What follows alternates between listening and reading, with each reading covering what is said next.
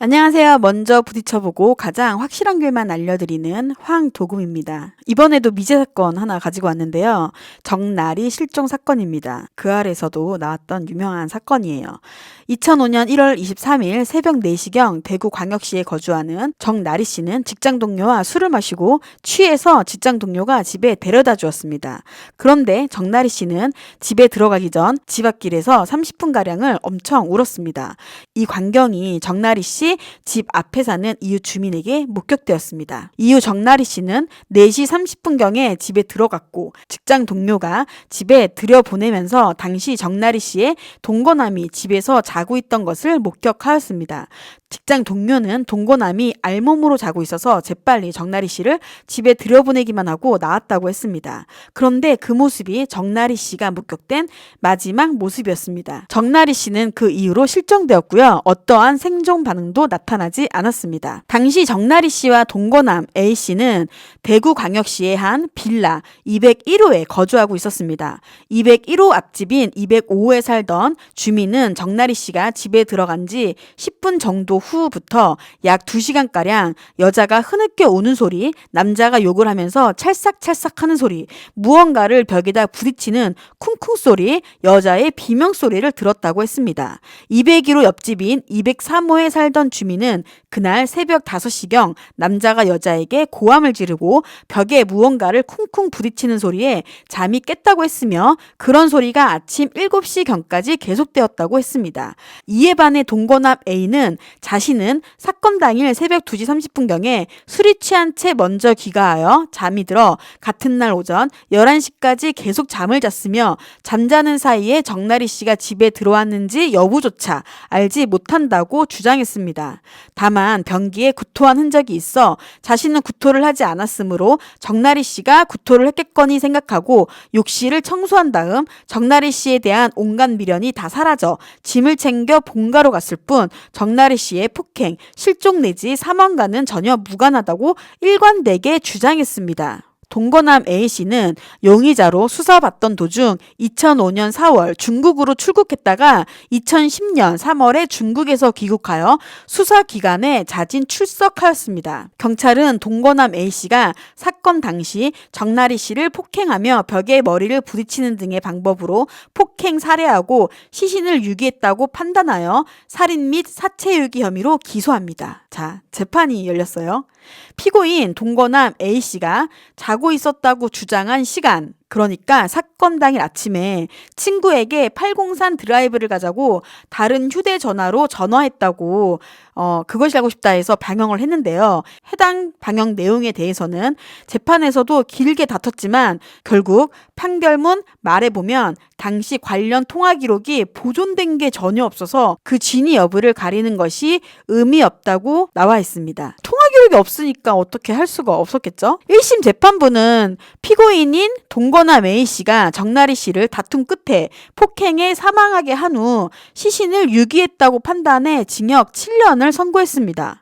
피해자를 집에 데려다 준 직장 동료의 증언에 의하면 피해자가 귀가한 후에는 피해자의 집에는 피고인과 피해자 단 둘뿐이었다고 했거든요. 피해자의 이웃 주민인 203호, 205호 거주 주민들의 증언에 의하면 피고인이 피해자에게 욕설을 하며 약 2시간 동안 피해자의 신체를 벽에 부딪히는 등의 방법으로 폭행했다고 보였습니다.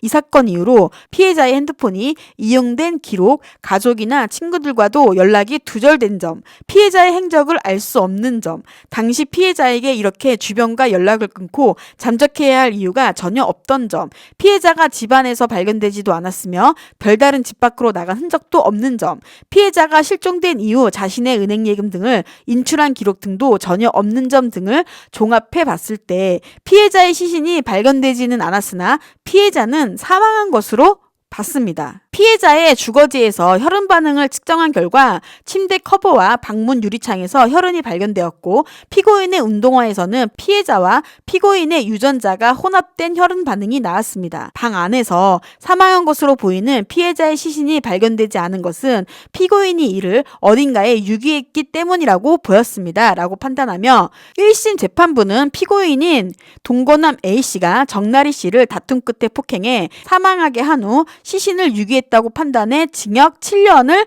선고했습니다. 공소 사실을 보면 피해자를 집에 데려다준 직장 동료의 증언에 의하면 피해자가 귀가한 후에는 피해자의 집에는 피고인과 피해자 단 둘뿐이었다. 피해자의 이웃 주민인 203호, 205호 거주 주민들의 증언에 의하면 피고인이 피해자에게 욕설을 하며 약 2시간 동안 피해자의 신체를 벽에 부딪히는 등의 방법으로 폭행했다고 보인다. 이 사건 이후로 피해자의 핸드폰이 이용된 기록, 가족이나 친구들과도 연락이 두절된 점, 피해자의 행적을 알 수 없는 점, 당시 피해자에게 이렇게 주변과 연락을 끊고 잠적해야 할 이유가 전혀 없던 점, 피해자가 집안에서 발견되지 않았으며 별다른 집 밖으로 나간 흔적도 없는 점, 피해자가 실종된 이후 자신의 은행 예금 등을 인출한 기록 등도 전혀 없는 점 등을 종합해 봤을 때 피해자의 시신이 발견되지 않았으나 피해자는 사망한 것으로 보인다. 피해자의 주거지에서 혈흔 반응을 측정한 결과 침대 커버와 방문 유리창에서 혈흔이 발견되었고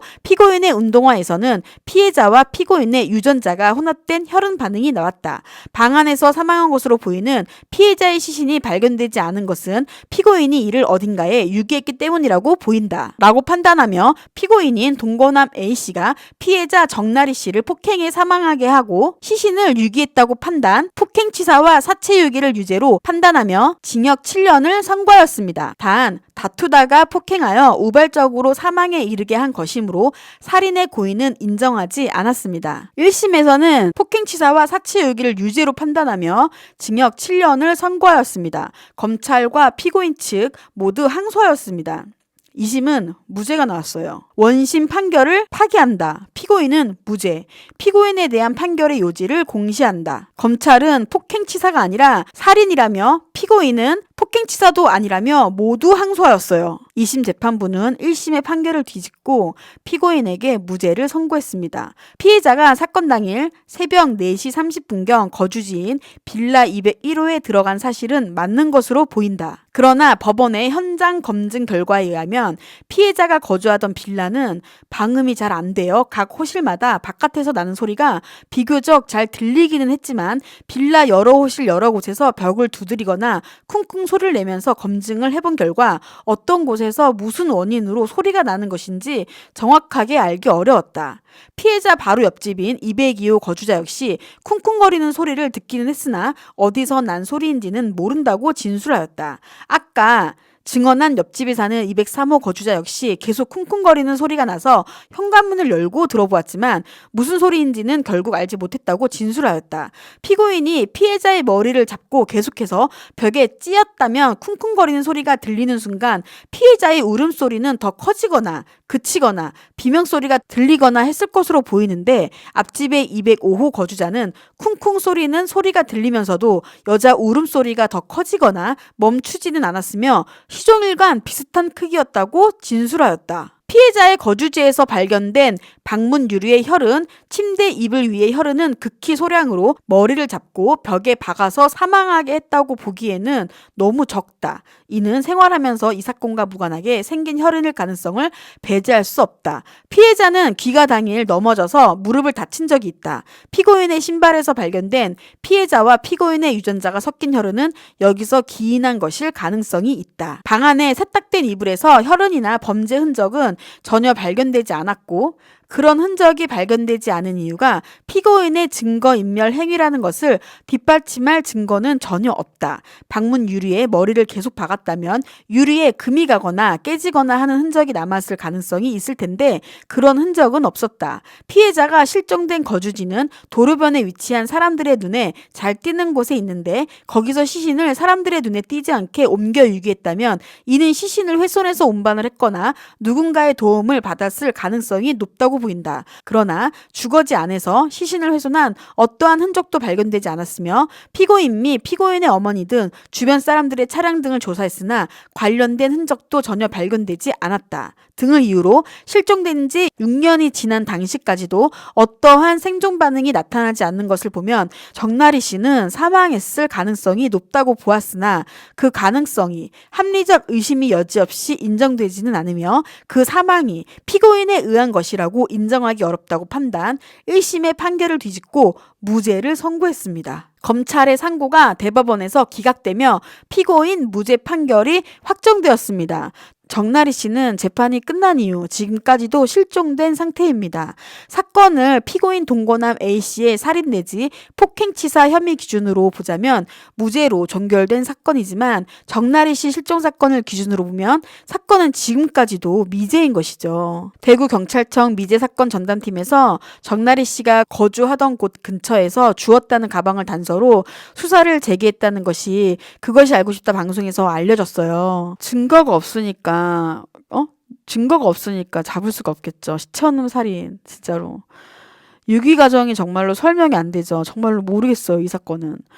피도 발견되지 않았어? 뭐, 목 졸라 죽였다고 해? 시체를 어떻게 옮겼겠어? 그리고 시체가 아직도 안 나왔어? 팔공산 가자고 친구가 들었다고 했는데 전화 기록이 안 나와? 그럼 친구는 또 거짓말을 한 거야?